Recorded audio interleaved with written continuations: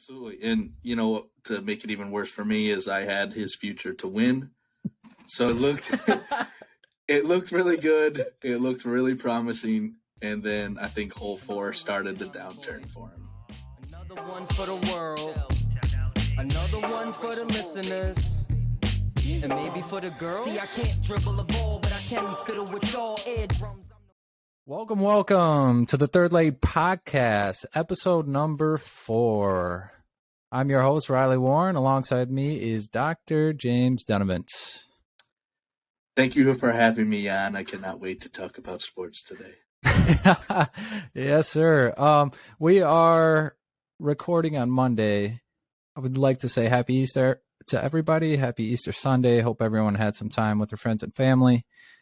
I think Jon Rahm had the best Easter Sunday, shooting 12 under and winning his Augusta National Masters. I think Koepka might have had the worst Easter Sunday. Yeah, that was an epic fail for him, being up that much, going into the last day, and then, everything you ever dream about. Augusta National, Easter Sunday, I got the chance to go win, and then, Friends and family are all there, waiting for you to win. Super momentous going into Sunday. And just shooting 6 bogeys and going +3 on Sunday and still finishing second is got to be one of the worst feelings. Yeah, absolutely. And, to make it even worse for me is I had his future to win. So it looked really good. It looked really promising. And then I think hole 4 started the downturn for him. Man, you woke up Sunday morning with a ticket, just ready to watch him get the dub, and he comes out with 6 bogeys. Yeah, go after the second round, so I think they finished it up early Saturday morning.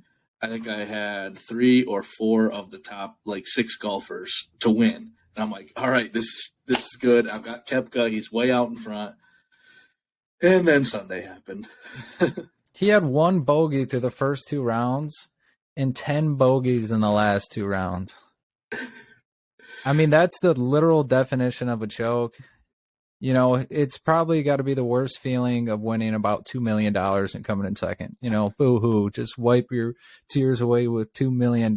But you want the jacket. At the end of the day, you shoot so well the first 2 days, and it just puts you in a position to shit the bed on Sunday and then still be in second. You're just kicking yourself in the ass for day 3 and the end of day 4.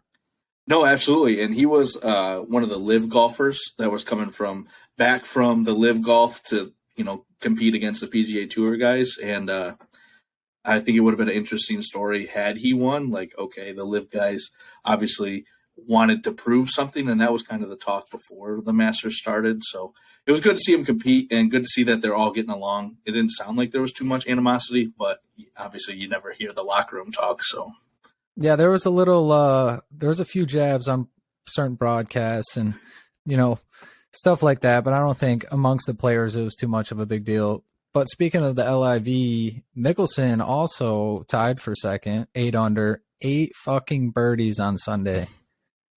Shot 7 under, 8 birdies. The guy was absolutely on fire. I think it's the lowest round by anyone over 50 years old. And you could see his excitement on that fist pump when he made that last putt on the 18th green.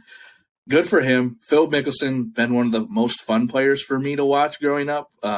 He kind of plays like I would, I think. He's always trying to scramble all the time. You never know where he's going off the tee.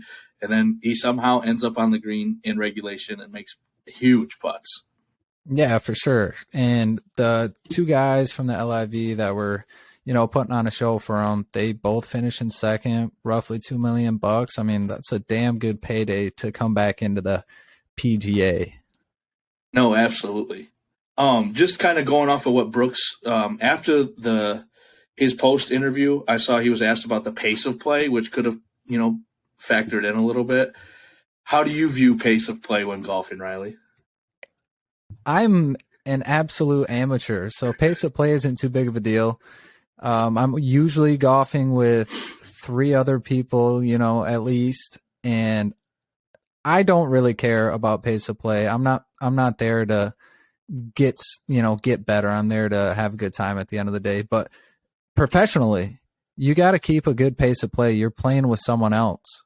Like you guys have to play together. You can't have someone just lagging back and waiting every single stroke for their partner, to catch up with them. That just throws the groove off. Definitely. And Brooks went on to say, like, it was just absolutely terrible. The guys in front of him were so slow. He talked about how John Rahm, who ended up winning, went on like 7 bathroom breaks during the round on Sunday, and they were still waiting when he came back from the bathroom. The man was pissing excellence, man. Let him take a piss. He's the winner. Absolutely. And then there's even video out there of Victor Hovland, who was in the group ahead of Brooks and John, playing with Mr. Cantlay, chipping before Cantlay even got up to the green because he was taking so long. Like, can you imagine? Like, that's a jab, like trying to send a message like, dude, we got to hurry up. Just on the professional scale, with all those eyes on you, all the camera, and you're just taking your sweet ass time, seeing the guy you're golfing with chipping onto the green as you're walking down the fairway. Like, dude, get your ass moving. Right. And it in this post interview, someone commented and said it took Cantlay 4 hours and 56 minutes to golf the 18 at Augusta on Sunday.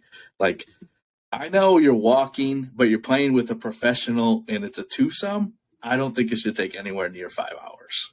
That's what me and the boys do on a local Sunday after a 24 rack. We're taking 5 hours and we're going around the turn getting 3 dogs. Like, you guys should be finishing with 4 hours for sure. Absolutely. And it's just, I would have liked to seen someone say, hey, let's pick up the pace of play so Brooks and John could try and get in a groove and go. But hey, they had to play the same pace. It's not like Brooks was the only one held back, and John came through. Yeah, at the end of the day, you can't put it on the refs. You can't put it on the pace of play type thing.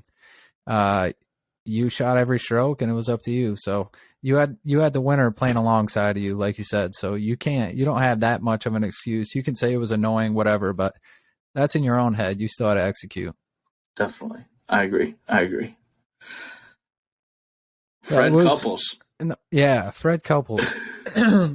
This guy makes the cut playing one tournament a year. He finished dead last, but he still makes $50K. 50 bands, one tournament, and it's like, hey, Fred Couples, like you get to see him again. Everybody knows him. He's well recognized in the clubhouse and amongst the players. It was kind of cool to see his old ass out there getting it. Yeah, I mean, he's going against kids that are, in their young 20s, early 30s, the prime of their career, and he finished +2 after 2 rounds, or he at least was under +2 or better, and made the cut, and then guarantee $50K, boom, right there. Yep, showed the young whippersnappers how to do it. Just absolutely insane. I think the coolest thing about that is you just have to win once, and literally for the rest of your life, you got an invitation. You can come try to make the cut. Right. Exactly. Like, that is elite. I think that's one of the coolest things about golf. I think it's like one of the best traditions.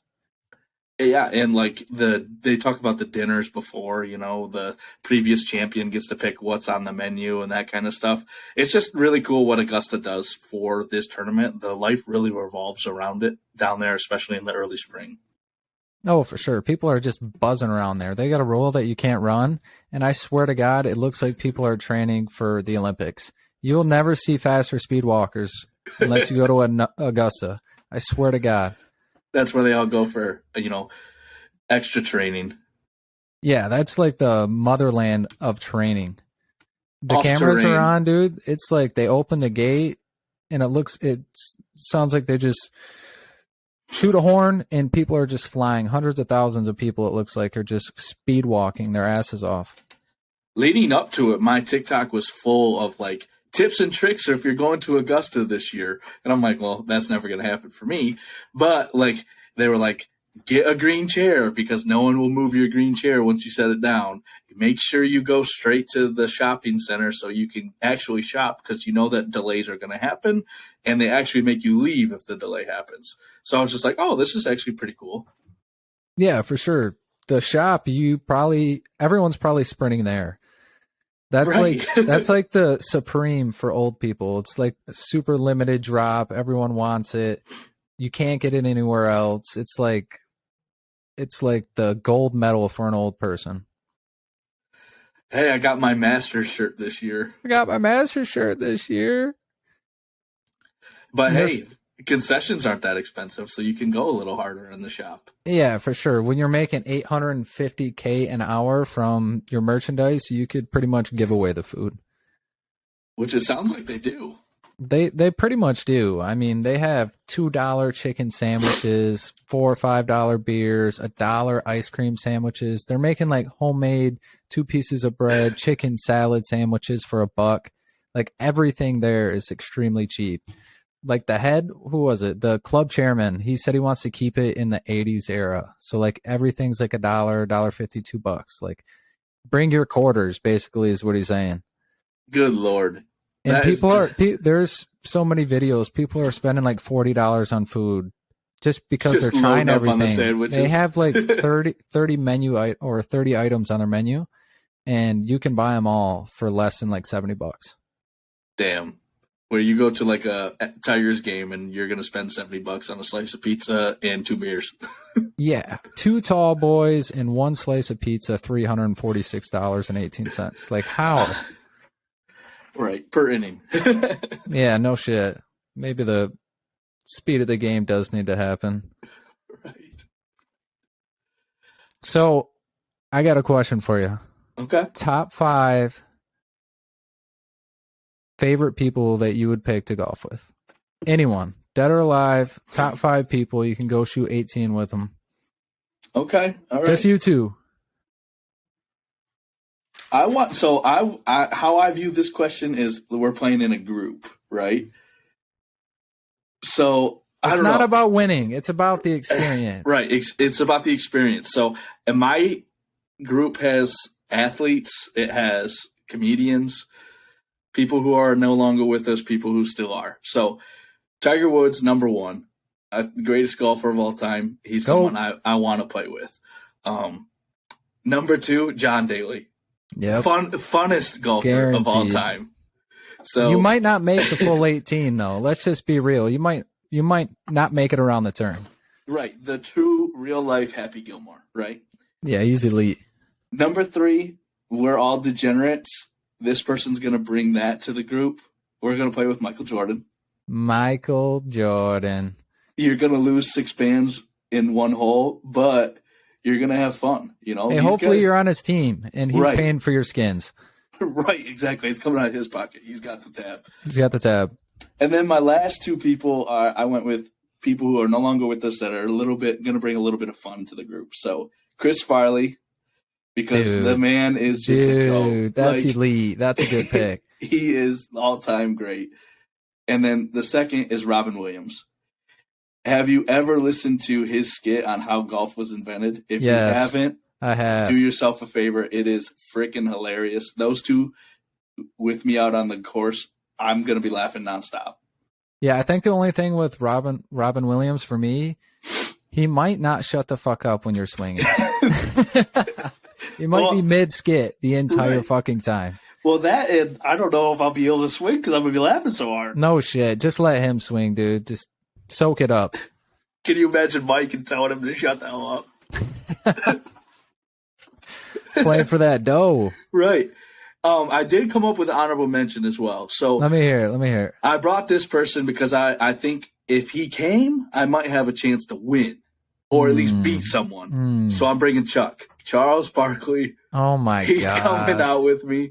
Him and Mike, you know, they can talk a little smack, but I think I will have a better swing than Chuck, and I might have the chance at you better fucking hope so, buddy. Right. You better hope so. Right. What an elite foursome that'd be, though, if you got Chuck and Michael Jordan.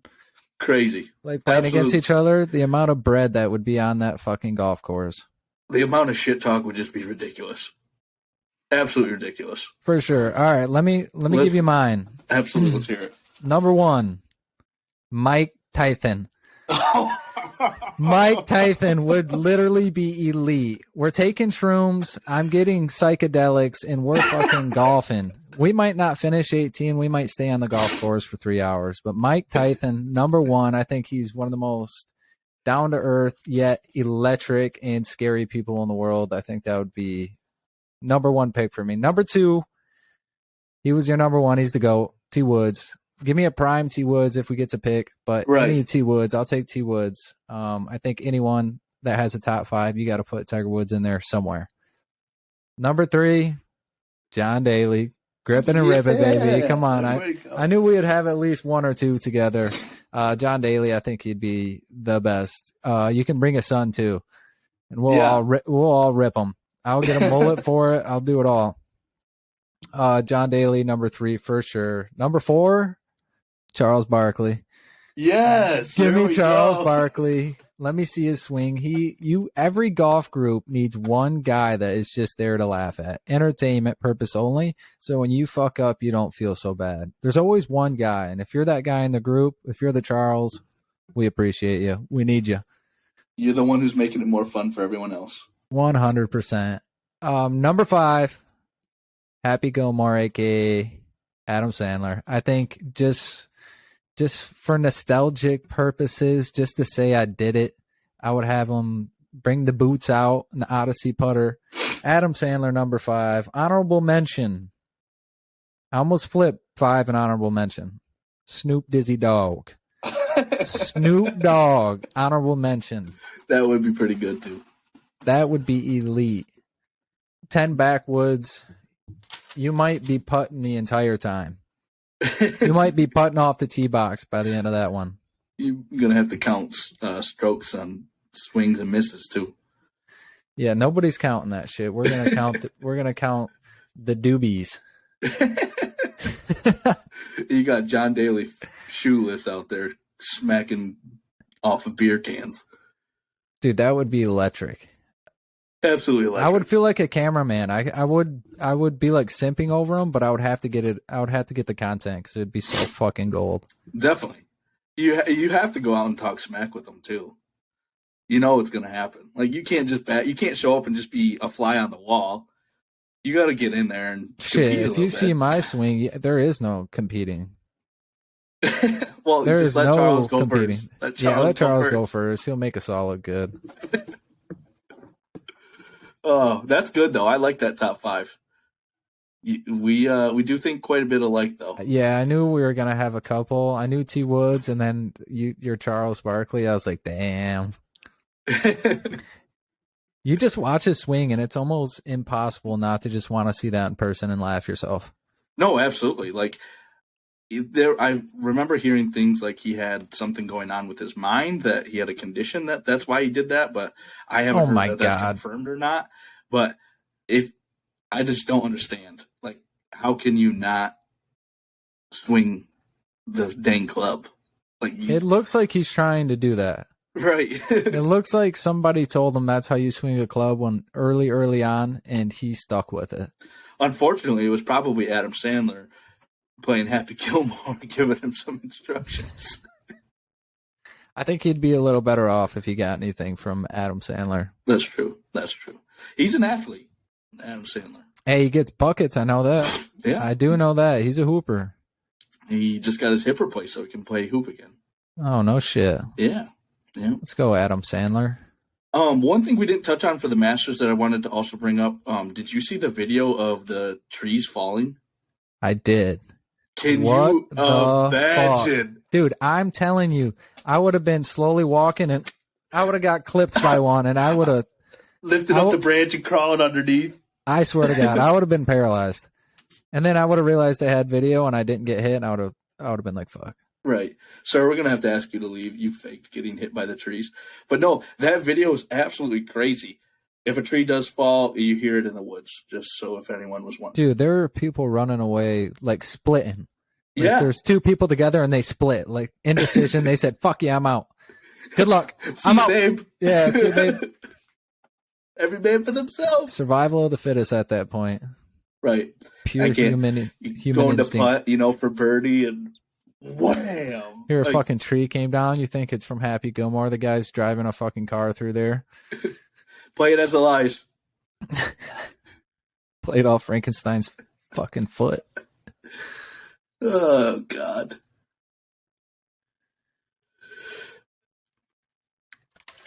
Good old Frankenstein. We could talk about the T-Wolves and their idiotic moves that they just did. Jesus Christ. I cannot believe that is real. Right. So if no one's aware, the NBA playoffs are starting tomorrow. So April 11th, Tuesday. The T-Wolves, right, the play-in tournament. So now the seeds 7, 8, 9, 10 for each conference are going to play to see who's going to actually make the playoffs. Well, the Timberwolves are one of those teams. They're going to go up against the Lakers at the LA Lakers. Last night, the T-Wolves had their last regular season game. During that game, Rudy Gobert, one of their, former All-Star, All-Defensive Player of the Year a couple times in a row. He was a first-team COVID Player of the Year, too. Remember him touching all those mics? They gave him an award for that. He was the one who started the joking about the COVID and how he's going to shut everything down. And then he got it. It happened. Right. And then he got it, and it literally happened. So thank you, Rudy Gobert, for the bubble. Infamous, dude. And then Kyle Anderson, who's recent to the NBA, I think he's 2 or 3 years in, started fighting in the huddle of a timeout. I don't know what words were said. I've seen rumors about Rudy saying, go grab a rebound, or Kyle saying, why don't you stop someone, or something like that. But anyways, they started actually throwing fists at each other. They were separated. Rudy's going home. The T-Wolves sent him back to Minnesota, said, you're not playing tomorrow in tomorrow's play-in game. So if they lose, I think they get the chance to play. Is it they get the chance to play again? I forget how the play-in works. I know there's a winner that plays the loser, but anyways, they're going to be playing without their starting center. Great defensive player, gets like 10 to 15 rebounds a game, all because they started fighting in the last regular season game. Well, dumbass broke his hand, too, so they're down 2 players. Yes, and then on top of that, Jaden McDaniels, who plays a wing, good defender, scores every once in a while, frustrated, walking back to the locker room in the tunnel, punches the brick wall, and breaks his hand. So he will not be playing tomorrow either. Like, what? I know a few of you out there have been punching walls. We're not going to name names. Don't do that shit. Don't do that shit. The wall is a lot stronger than your fist, I promise you. Yep. I don't care if you're an NBA player. I remember a certain varsity football coach when we were growing up. He punched a whiteboard that was posted on a brick wall, didn't realize it, and his hand was this big around the next day. Oh, my fucking God. Yep. I could only guess who that is. Same one that had butted a dude with a helmet on. That's legendary, though. That's what defensive coaches are supposed to do. That gets me fucking fired up. That's true. That's true. So let me ask you this. Did Minnesota's game last night, if they won or lost, did it even matter?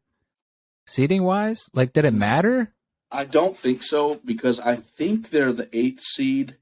They're playing the Lakers, who are the 7th seed. So what the fuck are they fighting about? Regardless of that game, like, you had to play the next night in the play-in game. Right.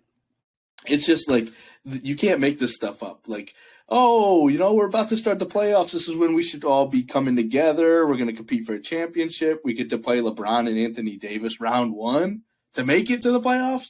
Nope, let's actually fight each other. How about that?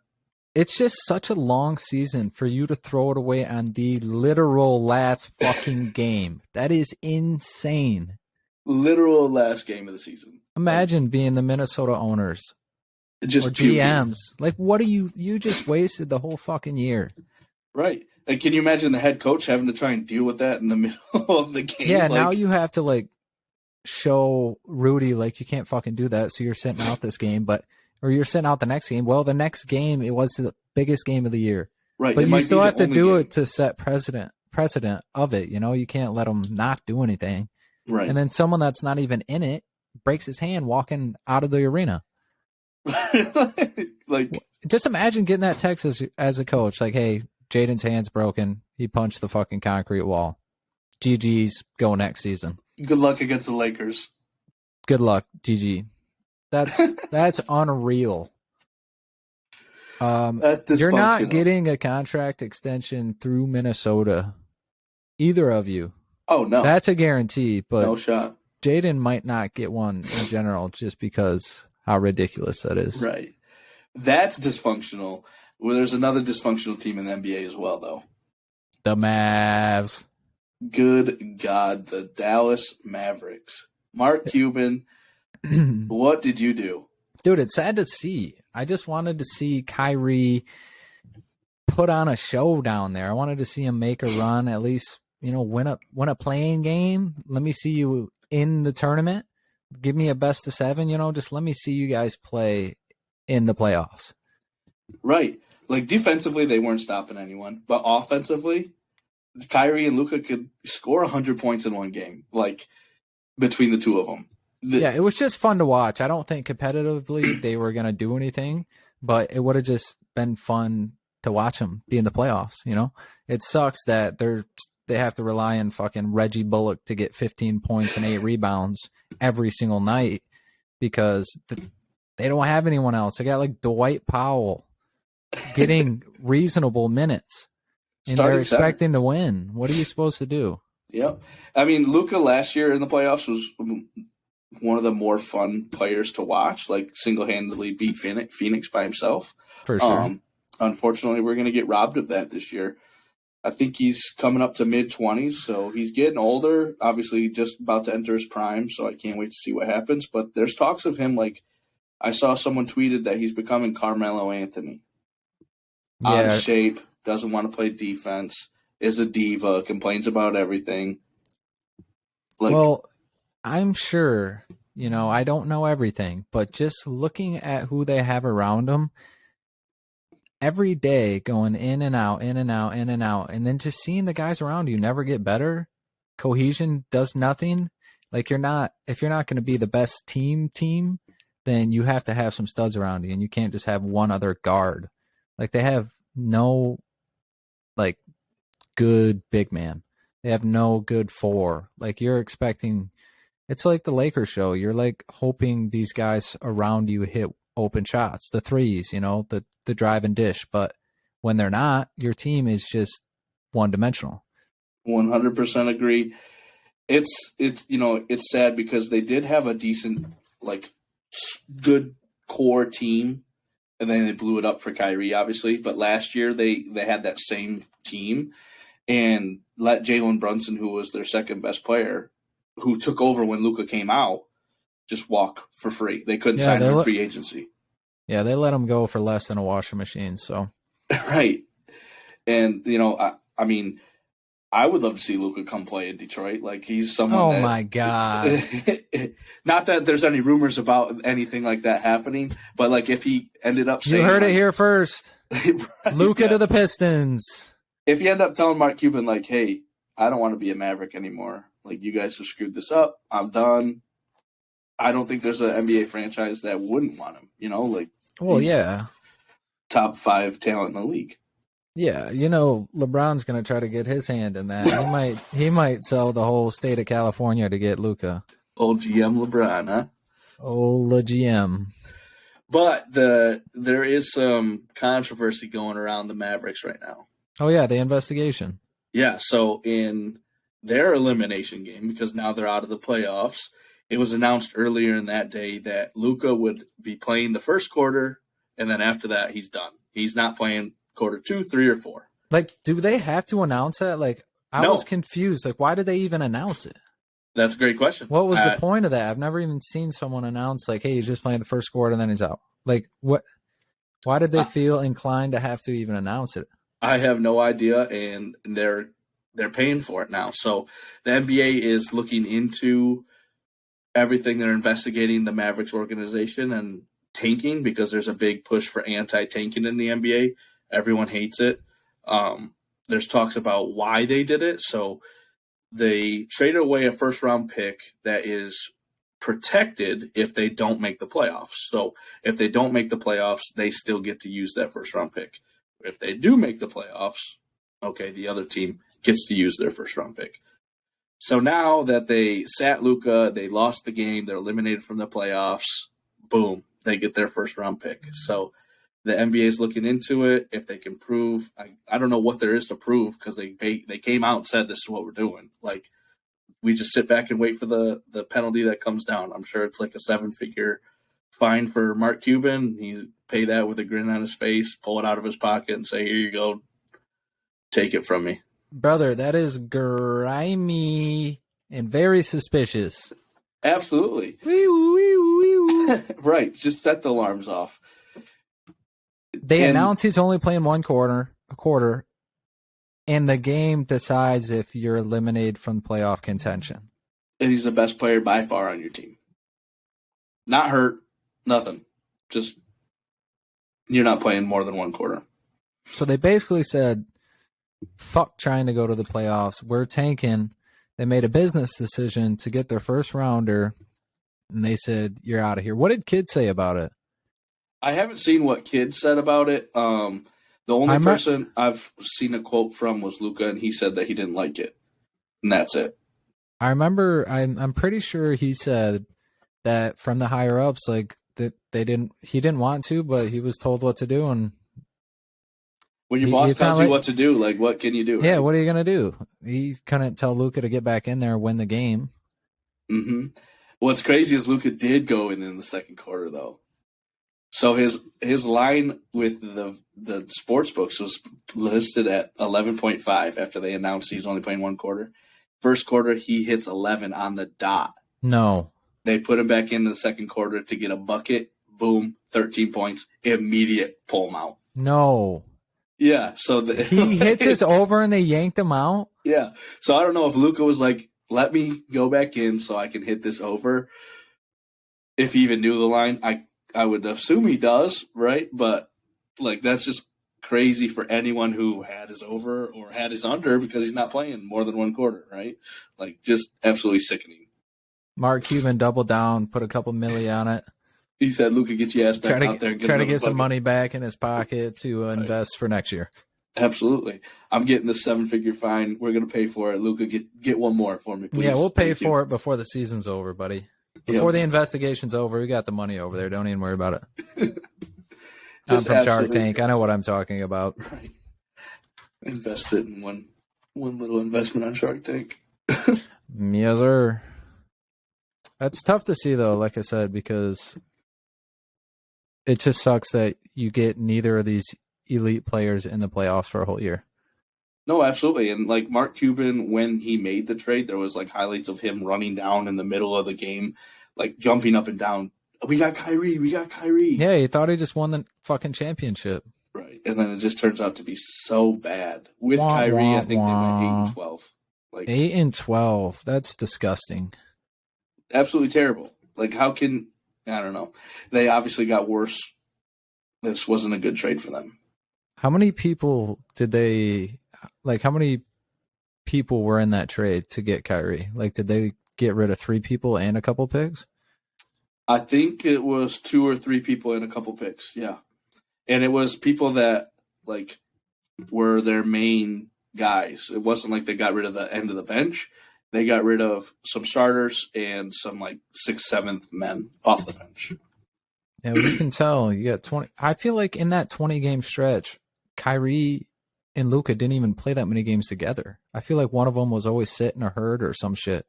I know that Kyrie sat out 2 or 3 games in the stretch, and then Luka did sit out a few of them. I would have to look up how many games they ended up playing together. So they probably played like 10, 12, 15 games together. Right. And you're just supposed to be ready to go win the division. Yeah. I wonder at what point they said, all right, we're done with the season. Like, obviously they knew for one game, but were they thinking like, all right, let's lose these last couple. Call good. Did they go on like a streak of losing 2, 3, 4 games? Let's look it up real quick. Because at some point, snowball's rolling down the hill. You can't stop it, man. You just got to let it go and try to get as many people out of the way as possible. In April, they went 4 L's out of 5 games. Unlucky. Yep. What a range of emotions for Mark Cuban. Just thinking you won the chip to not making the playoffs and trying to cheat your way into retaining your first round pick from last year. And to end March, they went 5 of 6 losses. So that's 9 of 11 losses to end the season. Disgusting. And 2 of them were to the Hornets, which arguably the worst team in the Disgusting. Yep. That is nasty. It's like if you're a fan of that franchise, like, are you thinking about jumping ship? Like, are you picking a new team now? You're thinking about jumping out of the window. Fuck the ship. The range of emotions being a Dallas fan this year? We don't want water down there. No, you're hoping concrete, baby. Aim for the bushes. Oh, good God. Well, the playoffs do start tomorrow, like we said, the playing games. We got 2 games tomorrow. T-Wolves versus the Lakers at the Lakers. The Lakers are -8 favorites. And then the late night game is the Hawks at Heat, and the Heat are 5-point favorites. Who do you like tomorrow? I don't know that I like them, but if you got to take a pick, who do you lean? I would take the Lakers in the first game because of everything we already talked about, right? Like, the T-Wolves are playing without Jaden McDaniels and without Rudy Gobert. The Lakers are actually starting to come alive a little bit with LeBron being back and healthy, Anthony Davis being back and healthy. D'Lo, they have more of a supporting cast now that they got rid of Russell Westbrook and traded for the guys that they did right at the deadline. So they're actually starting to shoot the 3-ball better, which was this team's weakness, like absolute weakness before the trades. So I like the Lakers. There's people saying that they could make some noise. So look out for the Lakers here in the future. And then in the other game for the Eastern Conference, I know the Heat are 5-point favorites and they're playing in Miami. But something I like the Hawks. Like, boo. DeJounte Murray, one of my favorite people to bet last year when he was playing with the Spurs, comes over. He's having an inconsistent year. I think it comes down to, is this an on or an off game for him? I imagine that the Heat are going to run a lot of people at Trae Young, and I'm going to hope that Trae Young is a facilitator and finding Clint Capella, DeJounte Murray, John Collins, everyone who's around him to carry them, because DeJounte can do that. Clint Capella, great big man, doesn't do much other than grab rebounds and dunk. So look for that. John Collins, athlete, fun to watch. But the Heat have some good players too, right? Like Jimmy Butler's no slouch. Bam Adebayo, no Jimmy slouch. Butler is a little diffy. It's true. Jimmy Butler, he's going to be on lollipop head ass. 100%. It's true. He's going to be clamping them. If you made me pick, though, I think the Hawks cover the 5 because the Heat are 5-point favorites. What about you? Puke in my mouth. I can't take fucking lollipop head ass, Trae Young head ass, lollipop off the carpet. No, I have zero faith in the Hawks this year, basically because of Trae Young. But I like the Heat defensively and as a more cohesive unit. Just in general, I feel like they have more experience in games like this to get home court advantage. Jimmy Butler's been averaging 40, 50 PRA in most of his games. The guy's padding the stats. I just think the Hawks don't have enough offense if Trae Young isn't going for 25. And like you said, this year has been more of a facilitator. I think he's had the lowest shooting field goal percentage in his career this year. So if DeJounte is doing his thing, I still don't think that the Hawks are going to win that game. They may cover the 5, but I would take the Heat 9 out of 10 times. Okay. All right. So we're against each other for that game, at least in the Eastern Conference. Yeah, I got the Lakers. I don't think the Lakers will cover. My early mind says Lakers don't cover. They win by like 5, 6, 7. Even with the baby mama drama over at T-Wolves, I still think the Lakers are going to win, but not cover. Okay. All right. Well, I'll take the Lakers to cover. So you can take the T-Wolves +8. That's fine. A little mano y mano, eh? Yeah, see, we'll see who can go. Hopefully 2-0, right? But we also have playing games on April 12th, so Wednesday. Yep, we have the Bulls at the Raptors. Raptors are favored by 5, and Thunder at the Pelicans. Pelicans are favored by 5. Who do you got there? I could tell you who I want to win. I want the Bulls and the Thunder to win. I think the Raptors will beat the Bulls on their very lackluster of a season. Levine's been having to average like 40 for them to win and kind of been putting them on their back. I think the Raptors have a little too much. I think I really want the Thunder to win. I want SGA to just get into a playoff series, get his feet wet in the playoffs. I want that super young core to just be able to get experience because they have the youngest team in the league. So if they can win this game, that would be sick. But on the other side of that, you got some studs on New Orleans. BI is going to probably go for 25, 30 points. So it'll be tough for the Thunder to defensively, I think, to hold them because they're typically one of the teams that like their over-under is one of the higher. They're a more fast-paced team. They let up a lot of buckets on the other side. I don't know if the Thunder will be able to keep up with them scoring-wise, but that's who I want to win. I want Thunder to win. I think Pelicans are the better team, but this is just one game. It's just one game. Anything can happen. We're not in the series, so whatever I say could be chucked out the window. No stats. It doesn't matter. It's just one game. Who's on, who's not. So the Bulls and the Thunder, who I want to win.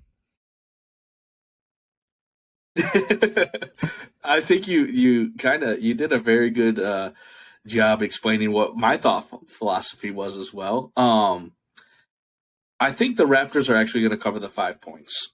So the Raptors all season long have been a team that they could take away your best player. It doesn't matter if it's a guard, doesn't matter if it's a forward, doesn't matter if it's your center. They can take it away. So they play very good defense.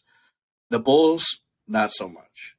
They have a 3-headed monster in Vucevic, DeRozan, and Levine.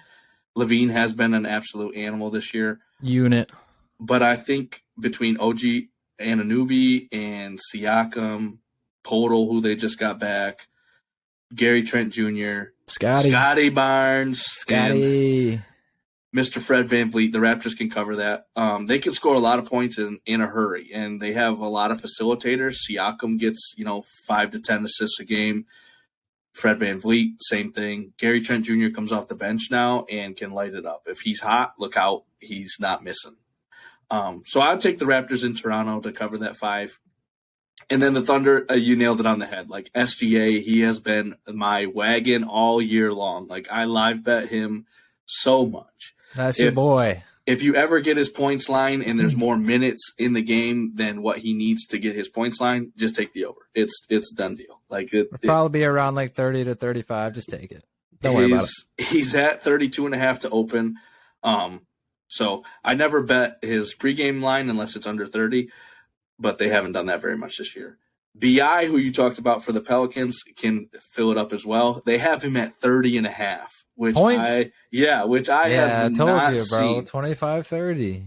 Right. All season long, he's been between the 23 to 27 point line. Lately, it's been the 27, 28 point line.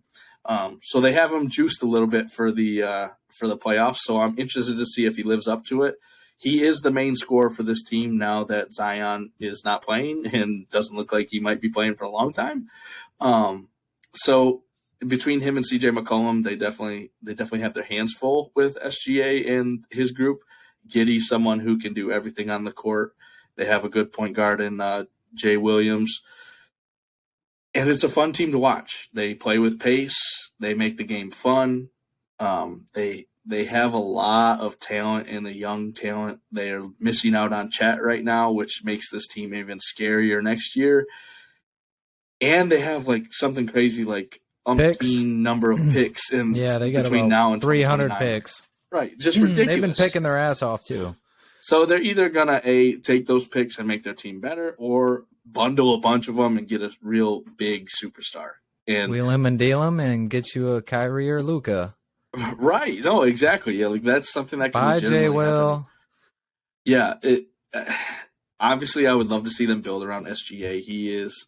If you guys haven't, they have to. He's generational. If you haven't watched him play, he is fun. He goes to the basket. He gets and ones. He makes free throws. He doesn't shoot threes. So if you're looking for that, that's not what he's doing. He's getting to the hole. He's fun to watch. His name is Shea Gilgeous Alexander. It's fun to say, even funner to spell. But yes, I would lean the Thunder to cover the 5 points here. But I do think the Pelicans have a good chance at pulling it off.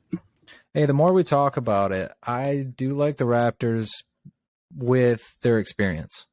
Yeah, like the experience the experience compared to the Bulls is light years. So I think that's going to be a huge edge, especially when they're at home. So I don't know if they cover, but I would like the Raptors to win. I think they'd win. Like I said, I want the Bulls to win, but I think the Raptors to get the dub. Okay. All right. I like that. Who's going to win it all? The chip? Yeah. Who's going to win the chip? We got some fun odds here. Maybe give the people a little bit of a future to root for if they want, you know? Yeah, so the list goes right now. The Bucks are on top, plus 265. Celtics, plus 320. The Suns are plus 425. Then the big boys start coming out. 76ers, plus 900. Golden State at plus 950. The Nuggets are plus 1,100. The Lakers are plus 1,800. And the Grizz are plus 2,000. After those top three, it's like, wow, okay, so they really expect the Suns to come out of the West and the Bucks Celtics to play for the Eastern Conference Finals. Yeah, that's what they're saying. They are pretty much locking up the Suns to win the West, and Bucks are the Celtics, pretty much guaranteed. So okay.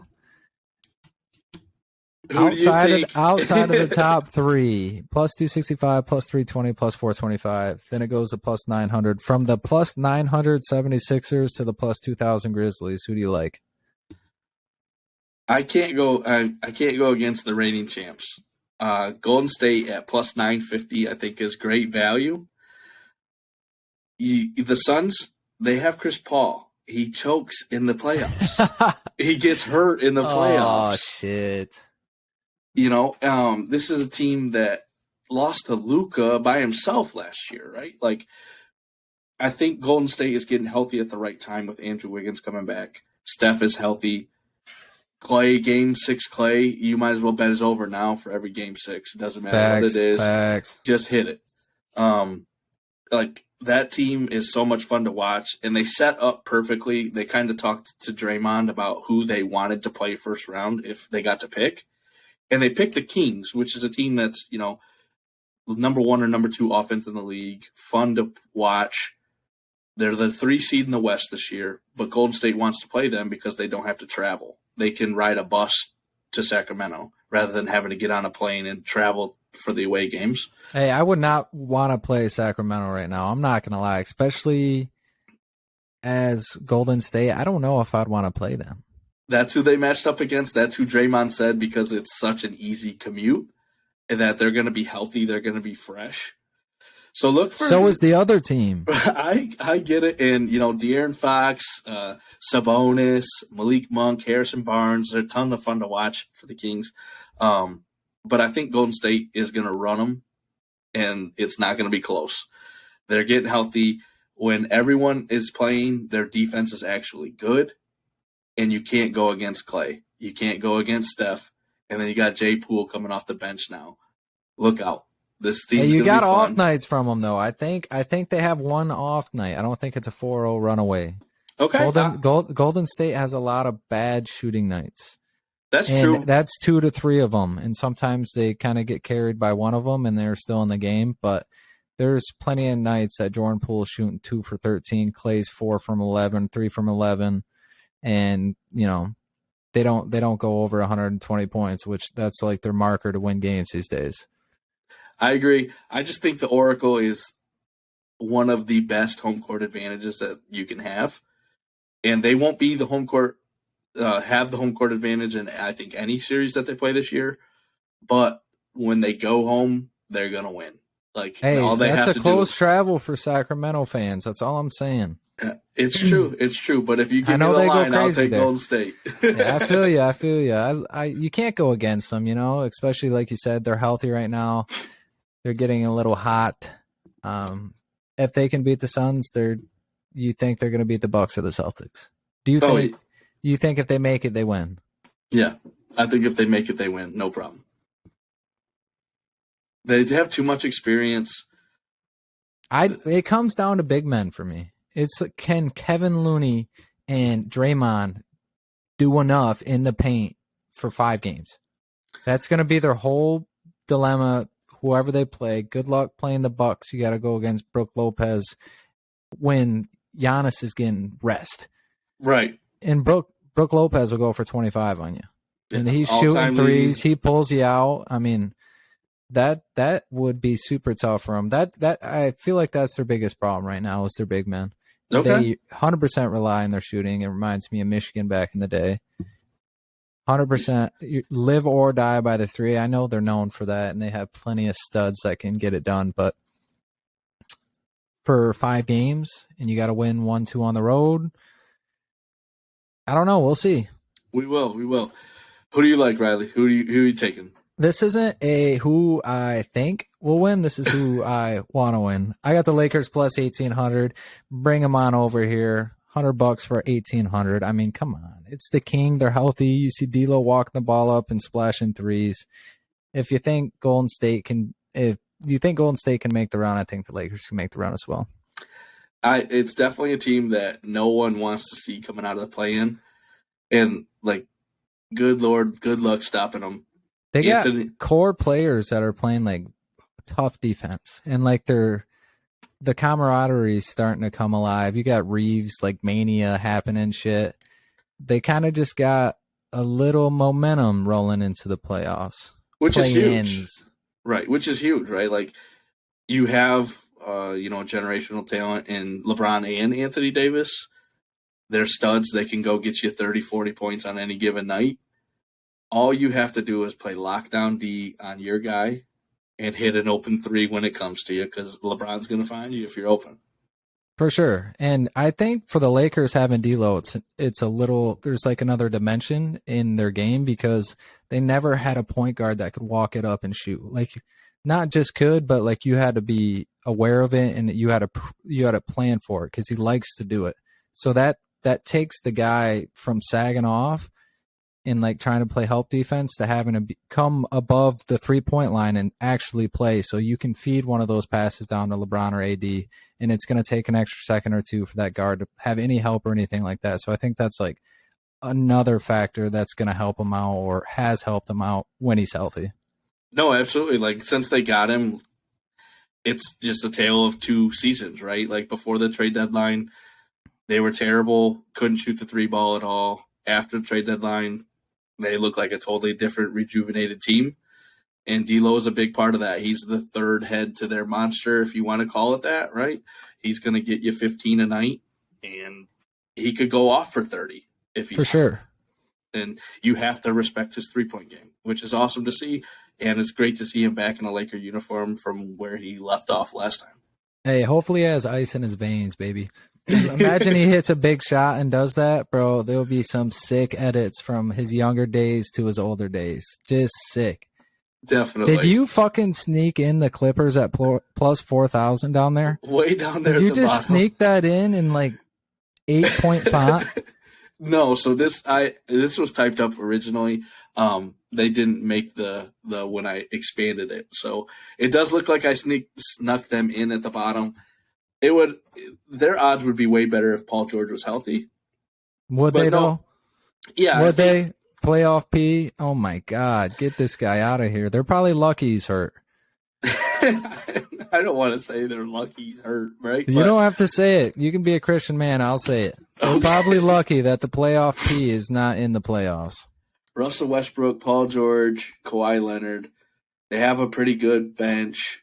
They could be a team that makes noise, but they can't finish games. Which is sad. Like, with those 2 superstars, you expected them to be right there with the Lakers, right there with the Warriors, try and win LA, the Battle of LA, right? It's always been a Laker town. But when they got those two, they were like, oh, the Clippers are going to be the team. Hasn't been the case. Right. So sad. They have so no sad. banners in their own arena. Nothing. Which is terrible. Like, nothing. Can you imagine? Between that bread. That's Can you disgusting. imagine? The It is Clippers are not disgusting. going to do anything. We can just wipe them right off the board. Imagine at the end of the game, you have choke artists, playoff P, and then you have Russ Westbrook. And those are the two guys with the ball in their hand that has to hit clutch free throws. Right. That's who you're relying on in game 6, game 7. There's no chance they win. Unless for some reason there's no close games. Right. Neither of them can shoot shoot free throws well, and neither of them have any sort of clutch gene at all. And you know they're getting 4 or 5 turnovers a game too. Like, That's a guarantee. Guarantee.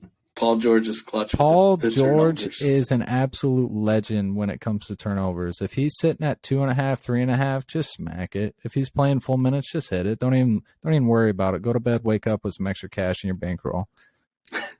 The guy just is a turnover machine. But you always have Kawhi. Lean on Kawhi. He got the Raptors to the championship, took them, got the dub. You can't doubt Kawhi. What he does in the playoffs is just diffy. What he did with Toronto, diffy. Just diffy. The shot with Embiid sitting there watching, Right. just monumental. The guy's playoff career is legendary already. I will never say anything bad about Kawhi Leonard. But the other two bums on their team, fuck them. They got Reggie over there too? Reggie They Jackson. still got Reggie yep. Jackson? Yeah, their ass. He is real Reggie. He is the Reggie. He's trash. Get him out of here. Good night. He's almost as bad as Killian Hayes. Stop that. Killian Hayes had like 25 points, and it makes me want to throw up. He's got to be top 3 worst starting point guards in the league. He was the leading scorer of one of the last games the Pistons played. That they lost by 40? Right. Sweet, bro. It's like hitting 2 home runs in your baseball game. You guys still lost 11-2. Mike Trout and Shohei all day long. Dude, that organization is disgusting. It's terrible. Absolutely. Imagine terrible. having both of those players on your team. Not even a 500 team. I mean, he's only one pitcher. I know he can hit and pitch, but you still have 3 other starters and a whole fucking relief pen that you're kind of. I think I saw a stat the other day that the Angels 1 through 3 hitters. So whoever leads off for them, Mike Trout and Shohei Ohtani, were like the second best in the league. Then their 4 through 9 hitters were the very worst in the league. What are you supposed to do, bro? Right. Like, yeah, if you guys get on base, we'll hit you in. Nope. Or Nobody vice versa. ever gets on base. Right. It's just it's sad to see because Mike Trout he's the GOAT in my, like, for the 2000s after Barry Bonds. I think it's Mike Trout. For sure. I don't think many people would debate that too heavy unless you are a diehard hater of Mike Trout, I guess. Right. The one thing you can say against him is he gets hurt too much, but still, I think he was like second in MVP voting like 4 or 5 years in a row. It was ridiculous. You got anything else? The only thing that I have is talking about baseball. Went to the casino last Thursday. Didn't go very well. We won't talk about it. But the one thing I made sure to do, so at the Firekeepers in Battle Creek, they have a sports book there. Dacey Sportsbook, shout out them. I did make a future bet slip that I will have to return to the sportsbook to cash in when Ronald Acuna Jr. wins the NL MVP this year. So I said, I think last episode or the episode before, he was my dark horse for it. I said, you know what? Let's do a little future for it, and hopefully you guys tail me. Hopefully he wins, and then we'll have something to celebrate. What were the odds on that guy? Plus 700. So I just did something real easy. Did $10. Said, you know what? I'm going to be able to watch all season long. Hopefully win 80 at the end. If you want to go crazy, 100 will get you 7, or at 100 will get you 8. So Hell yeah, buddy. Don't lose that slip. Put it in your undie drawer. It is going in a very safe spot. $80 investment. I like it. All right, guys. That's going to do it from us. Another one for Tommy boy. Another one for the world. Another one for the listeners. And maybe for